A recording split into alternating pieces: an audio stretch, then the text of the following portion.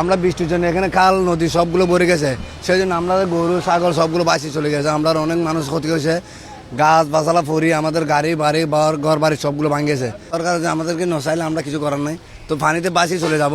আজকে প্রায় 3 দিন ধরে খাবার পানি পাচ্ছি না। 4 মাইল থেকে যে পানি আনতেছি, পানি প্রায় এই 3 দিন ধরে আমাদের পানির সংকট।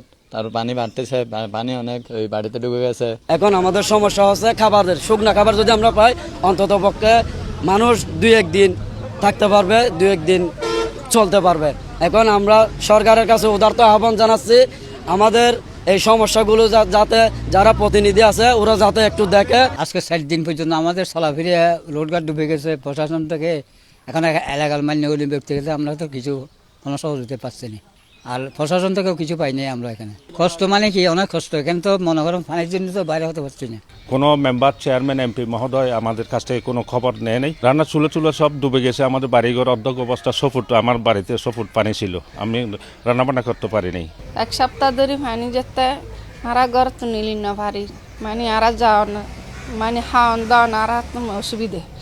পানির মধ্যে আরা কিভাবে এইভাবে হাঁটতে রাত সবাই পানিবন্দি। আমার ইউনিয়ন পরিষদ মানে পুরো কেউসিয়াতে পানিবন্দি। আপনারা দেখতেছেন, এটা সরাসরি আপনারা লাইভে দেখেন, আমরা পানিবন্দি, আমরা কেউসিয়াবাসী।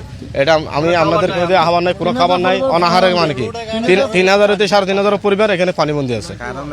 বিদ্যুৎ নাই, মনে হয় 1 নম্বর ওয়ার্ড থেকে আমার মেম্বার সাহেব ফোন দিচ্ছে, বিদ্যুৎ নেই। আজকে 4-5 দিন হয়েছে।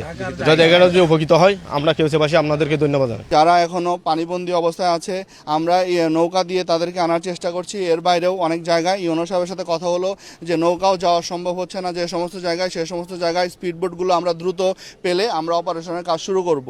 এবং আমরা অপারেশনের কাজ শুরু করলে তাদের জন্য আমাদের প্রায় 670টি আশ্রয়কেন্দ্র প্রস্তুত করা আছে। সেই আশ্রয়কেন্দ্রে তাদেরকে আমরা রাখবো, তাদের জন্য সেখানে শুকনো খাবারের ব্যবস্থা থাকবে। এবং আজকেই এই উপজেলাতে 800 প্যাকেট শুকনো খাবার, এবং প্রত্যেকটা ইউনিয়নে তারা আজকে 17 মেট্রিক টন 17 ইউনিয়নে চাল দিয়েছে। সেই চাল তারা খিচুড়ি করে, মুরগির মাংস সব খিচুড়ি করে তারা রান্না করে দিবে। শুধু এটা আজকে এখানে শুরু হচ্ছে, আসলে অনেক উপজেলাতে আগে